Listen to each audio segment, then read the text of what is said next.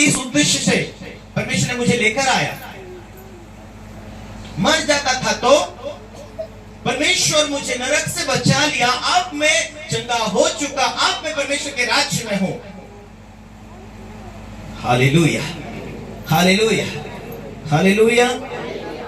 यदि मार्कुस का उसका 10 अध्याय उसके 51 में आप देखते हैं तो एक व्यक्ति यीशु के पीछे पुकारता पुकारता कहता है, वो अंधा था और यीशु को कहता है, प्रभु हे दाऊद की संतान, मुझ पर दया कर, मुझ पर दया कर। प्रभु के पास आया, प्रभु ने पूछा, तू क्या चाहता है कि मैं तेरे लिए करूं। यीशु के पास में आकर यीशु ने उसे पूछा, यीशु को पुकारा, प्रभु मुझ पर दया कर। प्रभु ने दया किया, उसके लिए रुका। सारी भीड़ के अंदर यीशु मसीह चल रहा है और सारी भीड़ के अंदर से रुक कर यीशु ने उसके पास आकर कहता है, उसे मेरे पास लाओ। अंधे को यीशु के पास लेकर गया। प्रभु ने पूछा, तू क्या चाहता है कि मैं तेरे। हालेलुया। आज मेरे प्रिय परमेश्वर वैसा ही पूछता कि तू क्या चाहता है। हालेलुया। तुम चाहते हो कि परमेश्वर तुम्हें अच्छे दिन दिखाए? तुम चाहते हो कि तुम्हारा बुढ़ापे में तो कोई बीमारी ना आए, कोई रोग ना आए, कोई घटना ना घटे?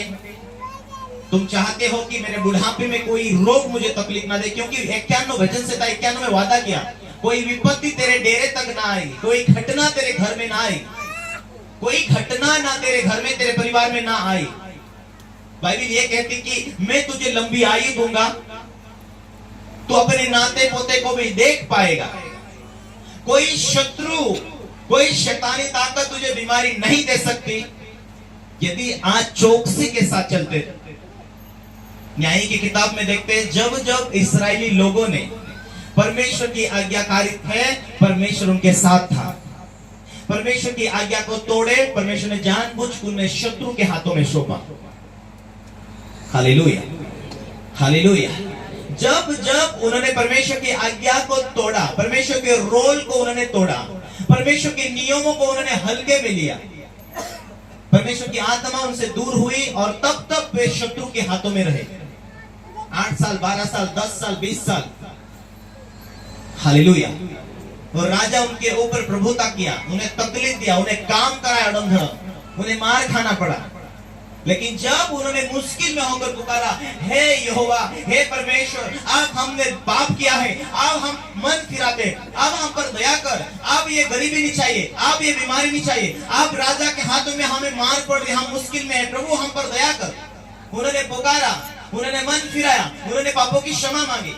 फिर परमेश्वर उनके बीच में एक योद्धा को तैयार करता, जैसा मूसा को आप देखते हैं, जैसा हारून को देखते हैं, जैसा यहोशू को देखते हैं, उस रीति से परमेश्वर ने अपने बीच में योद्धा को खड़ा करके फिर वो प्रार्थना करते, फिर परमेश्वर अगुवाई करता, फिर परमेश्वर का आत्मा उनसे बात करता।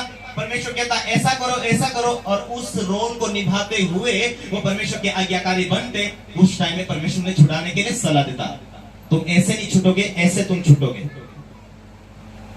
Hallelujah, hallelujah.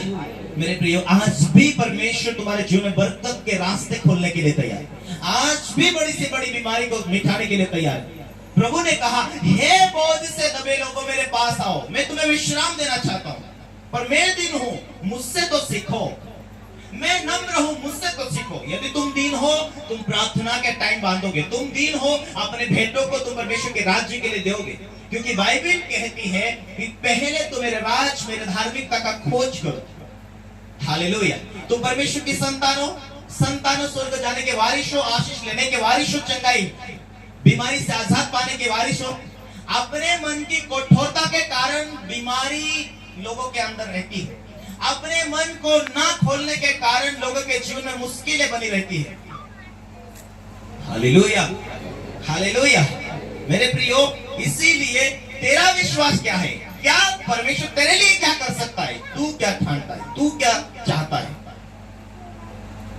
हालेलुया। क्या तेरा गठान गायब है जो तू चाहता है? क्या परमेश्वर आज इस बीमारी को खत्म नहीं कर रहा? क्या परमेश्वर तू मुझे सलाह दे, ऐसा तू चाहता हो? एक बहन जो खिरोड़ा से आती है, उसने कहा, पास्टर जी मेरे फैमिली के लिए प्रार्थना करो, कई सालों से मेरे परिवार के अंदर वेश्या ने, दारू पीते परिवार और बहुत मारते। पहली बार आए, प्रार्थना किया, प्रार्थना करने के बाद वो वापस घर गई, फिर उसे मार मिली। दूसरे हफ्ते कहती है पास्टर जी और मुझे ज्यादा परेशान हो गए। मैंने कहा विश्वास में खड़ी रहना, ठान लेना, तेरा पति बदल देगा परमेश्वर। यदि परमेश्वर ने इस सृष्टि को बनाया, परमेश्वर ने इस